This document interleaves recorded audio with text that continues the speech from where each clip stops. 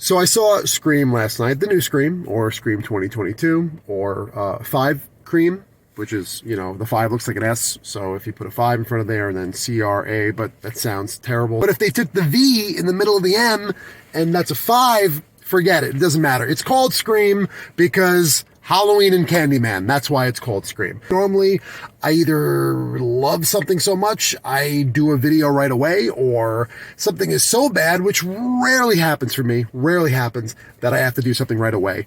And sometimes I'm just indifferent, and I don't feel passionate or motivated by something, and I don't do a video. And I don't know when I'm going to do a video, and that's kind of what happened last night. I got back, I posted my Scream ranking, my franchise ranking, which is essentially best to worst, 1, 4, 2, 3, this one, 2022. And a few people were like, oh, we're going to see a review, and I'm like, when I get to it, because I kind of don't care right now. It was already fading from memory.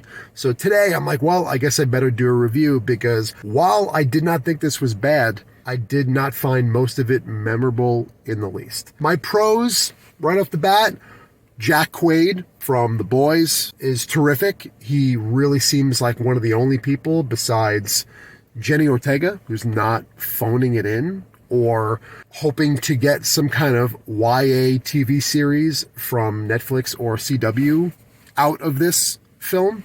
Really, they're boring. A lot of the kids are boring. And this movie is kind of boring. Say what you will. This is really at the bottom of my franchise ranking because I was bored by this. I was bored by most of it. There are some shining moments. Some of the kills in this are top tier for the franchise. There's maybe 2 or 3 kills where I'm like, wow, yes, more of this, please, because I feel like I'm getting so much less of everything else. This is a film that has been claimed by itself in a way and by fans as being a love letter to fans of the series, and I don't see it. I've been around since the beginning. I'm like, who's saying this? Is it people younger than me? Is it newer fans of the franchise?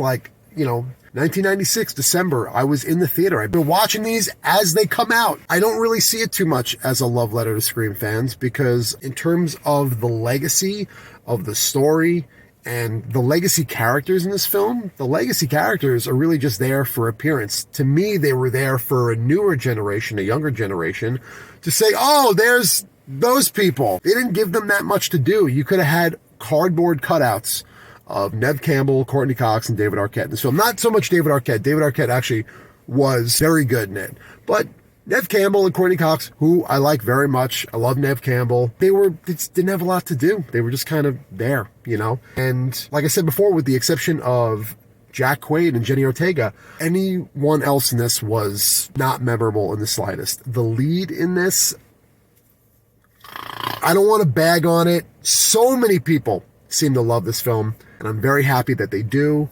I don't want anything to suck. I don't want to not love anything, but sometimes it just happens. This is just not resonating with me like it seems to be resonating with a lot of people right now.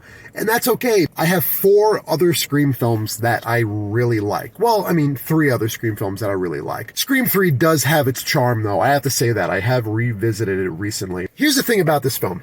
I feel like not enough people have seen Scream 4, and I feel like this film is kind of getting the love that I wish Scream 4 would have gotten, because I really do feel like Scream 4 is the forgotten film in the franchise. But it just didn't hit me where I wanted it to hit me, and I didn't feel like it really respected the legacy characters. It didn't really feel like they cared about them all too much, which is what I find weird when people are like, this is a love letter to the fans, and I'm like, it's kind of not, though. It's kind of just waving at the fans saying like, hey, we know you love it, but we're kind of doing our own thing here. The weird thing about this franchise is that this is the first one not directed by Wes Craven. Obviously, Wes is gone, unfortunately, but he directed everyone prior. And they all felt fresh and new in some way, which is unheard of when the same director is coming back to do it over and over again. This is the only one that didn't feel fresh to me. It felt stale. And I was really looking forward to this because it's the same directors who did Ready or Not, and I really enjoyed Ready or Not,